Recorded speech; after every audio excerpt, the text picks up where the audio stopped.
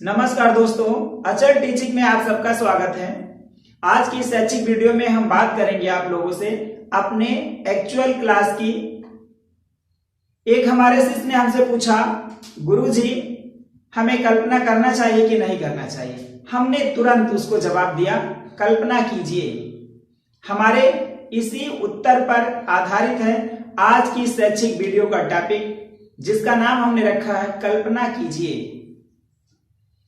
हमने यह टॉपिक इसलिए चयनित किया है कि कल्पना में असीम शक्ति होती है। कल्पना की उपयोगिता बहुत ही महत्वपूर्ण होती है। अर्थात हम कह सकते हैं कि कल्पना की उपयोगिता और शक्ति असीमित होती है। किसी भी यथार्थ को वास्तविकता में आने से पहले कल्पना तक ही सीमित रहना होता है। अर्थात आप कह सकते हो कि कोई भी यथार्थ वास्तविकता में आने से पहले कल्पना ही होती है। कल्पना करोगे तो बहुत सारे लाभ होंगे, बहुत सारे फायदे होंगे, बहुत आगे बढ़ जाओगे आप। यदि आप कल्पना नहीं करोगे तो कुछ नहीं कर पाओगे, कुछ बन नहीं पाओगे, कुछ अपने समाज को, अपने देश को, अपने सगे संबंधियों को दे नहीं पाओगे। इसलिए हमें कल्पना करना चाहिए, क्योंकि कल्पना वह देखती है जो हमारी आंखें नहीं देख पाती हैं। कल्पना वह सुनती है जो हमारे कान नहीं सुन पाते हैं। कल्पना वह महसूस करती है जो हमारा हृदय महसूस नहीं कर पाता, अनुभव नहीं कर पाता। किसी भी चीज की अनुभूति जो हमारा हृदय नहीं कर पाता है, उसकी अनुभूति कल्पना कर लेती है।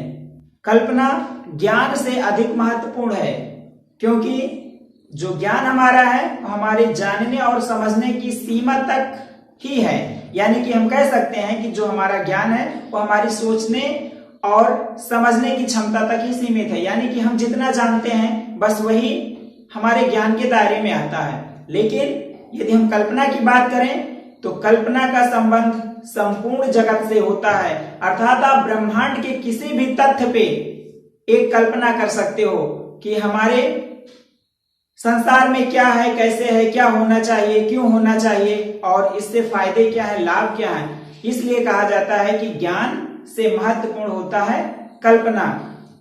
आप किसी भी शिल्पकार की अगर एक्टिविटी को देखें, उसकी गतिविधि को देखें, तो जो शिल्पकार होते हैं किसी भी पत्थर में वह सबसे पहले कल्पना करते हैं किसी भी विशेष आकृति की, और उसी आकृति या आकार को साकार बनाने के लिए वो उस पे कार्य करते हैं। यानी कि पहले कल्पना करते हैं कि इस पत्थर में हनुमान जी की प्रतिमा है, राम जी की प्रतिमा है, या हम किसी देवी देवता की आकृति को एक रूप दे सकते हैं। इस प्रकार से पहले वह कल्पना करता है, फिर देवी देवताओं की प्रतिमा को एक रूप देकर अपने सपने को साकार करता है।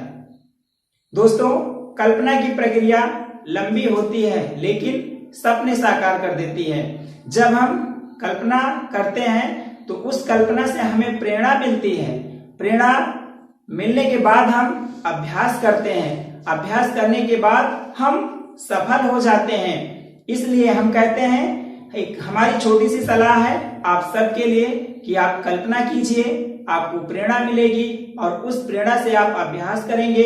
अभ्यास से आपको सफलता मिलेगी और आपका सपना साकार हो जाएगा।